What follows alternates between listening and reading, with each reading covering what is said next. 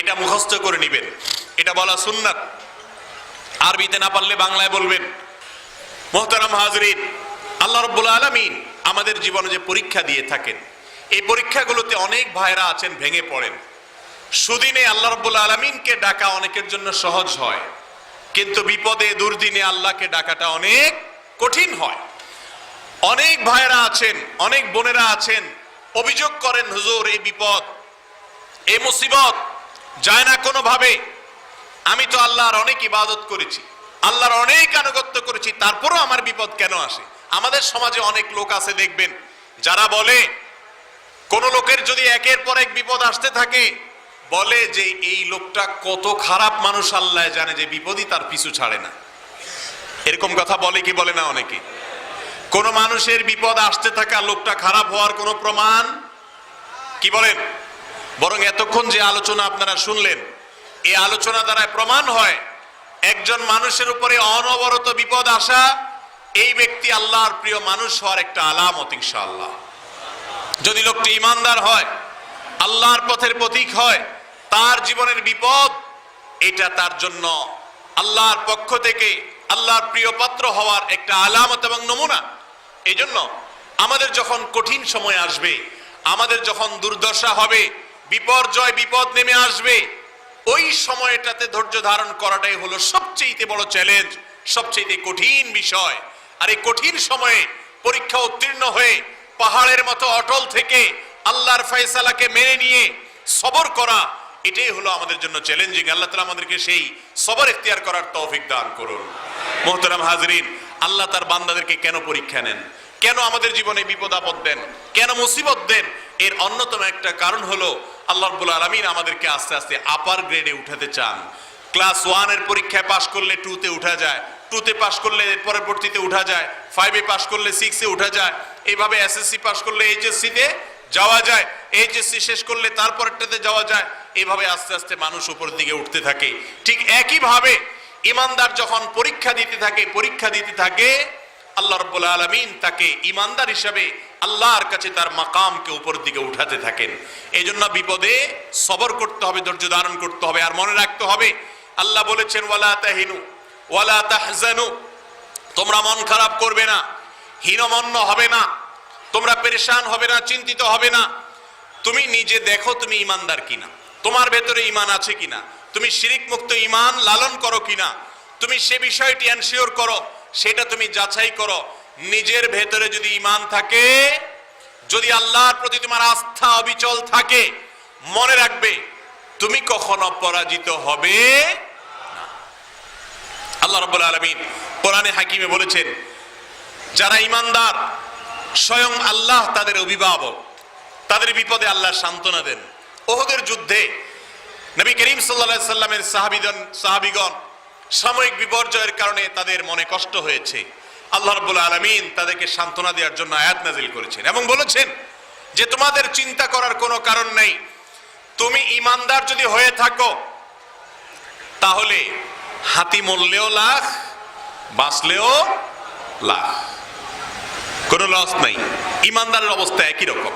আমাকে অনেকে এসে বলেন, ভাই এত বিপদ যে দেয়ালে পিঠ থেকে গেছে, আর পারি না।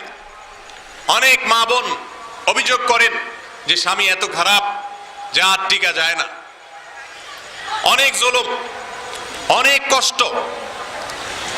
এই হতাশ, এই দুর্দশাগ্রস্ত মানুষ অনেক সময় নিরাশ হয়ে যায়, আল্লাহর প্রতি অভিযোগ নেওয়া শুরু করে, আল্লাহর প্রতি নালিশ করা শুরু করে।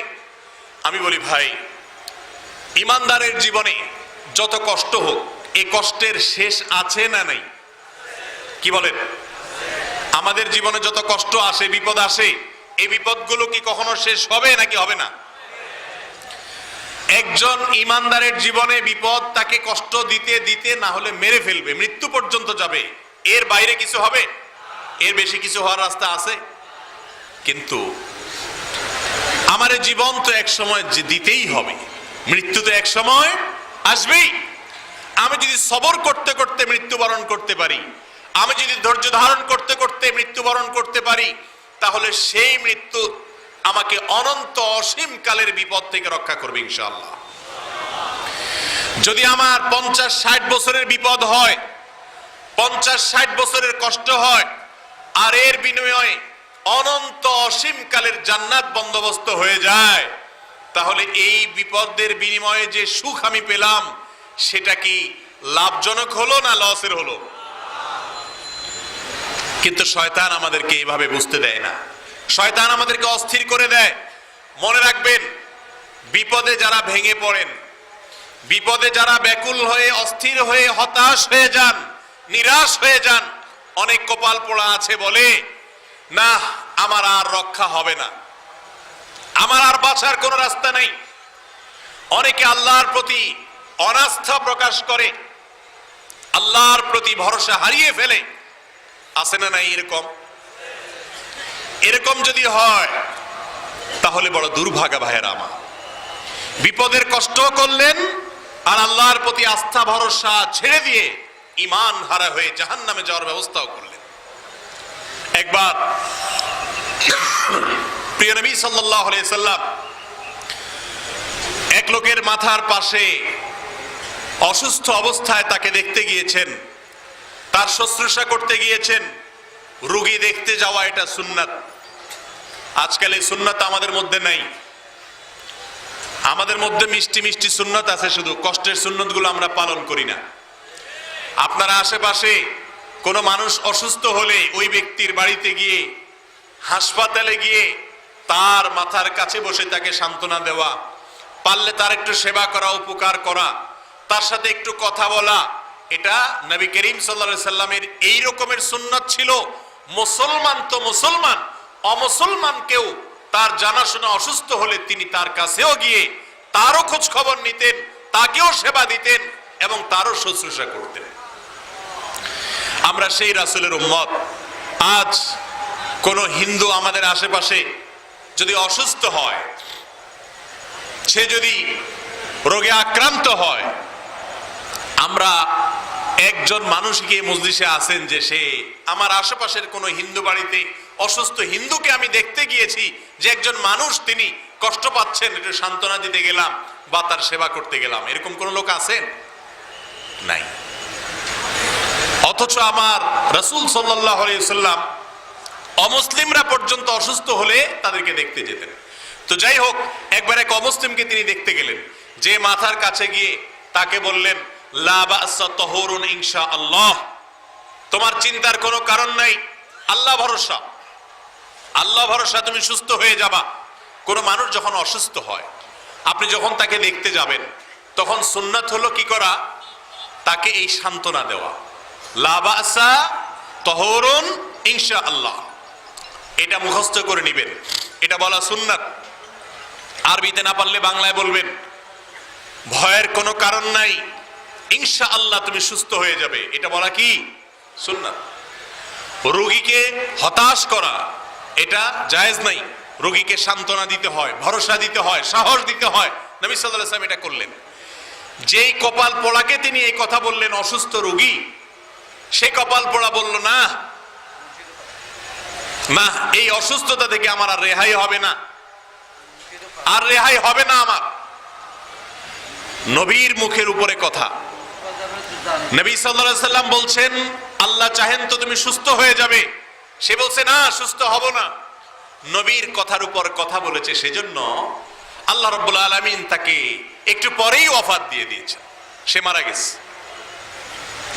আল্লাহ রাসূল সাল্লাল্লাহু আলাইহি সাল্লামের শান এবং মর্যাদা আল্লাহর কাছে এত বেশি যে আল্লাহ রাসূল সাল্লাল্লাহু আলাইহি সাল্লামের মুখের উপর কেউ বেয়াদবি করলে আল্লাহ রাব্বুল আলামিন তার শাস্তি দুনিয়াতে নিশ্চিত করেন, আখিরাতেরটা তো আছেই। স্বয়ং আল্লাহকে গালি দিলে আল্লাহ রাব্বুল আলামিন এত বেশি তড়িৎ গতিতে তার শাস্তি দেন না, যতটা আল্লাহ রাব্বুল আলামিন তার রাসূল সাল্লাল্লাহু আলাইহি সাল্লামের শানে বেয়াদবি করলে দেন। এই জন্য রাসূল সাল্লাল্লাহু আলাইহি সাল্লামের সুন্নাতকে অনুকরণ করা, অনুসরণ করা, তার আদর্শকে মেনে চলার চেষ্টা আমাদের করতে হবে। আজকের এই মাহফিল থেকে আসুন একটু ওয়াদা করি, আমরা আমাদের আশেপাশে চেনা অচেনা, জানা অজানা, যার সাথে আমার দোস্তি আছে, আত্মীয়তা আছে, যার সাথে নাই, সব ধরনের মানুষ যখনই শুনবো কেউ অসুস্থ হয়েছে, আমার পাশের মেসে থাকে, পাশের বাড়িতে থাকে, পাশের ফ্ল্যাটে থাকে, পাশের গ্রামের মানুষ অসুস্থ হয়েছে, আমার সাথে তার বিশেষ কোনো রিলেশন বা সম্পর্ক নেই, কিন্তু আমার নবীজির সুন্নত হলো অসুস্থ হলে সেবা দিতে যাওয়া। তিনি বলেছেন মুসলমানের অন্য মুসলমানের প্রতি কিছু অধিকার আছে, এর ভিতরে একটা হলো অসুস্থ হলে তাকে দেখতে যাওয়া। এই আমলটাকে জিন্দা করব যেটা সমাজ থেকে হারিয়ে গেছে। অসুস্থ হলে রোগীকে দেখতে যাব, রোগীর কাছে গিয়ে তাকে অভয় দেব, সান্ত্বনা দেব, কোনো পয়সা খরচ করতে না পারলেও এই কাজটি করলে আপনি একটা মুর্দা সুন্নতকে জিন্দা করলেন ইনশাআল্লাহ।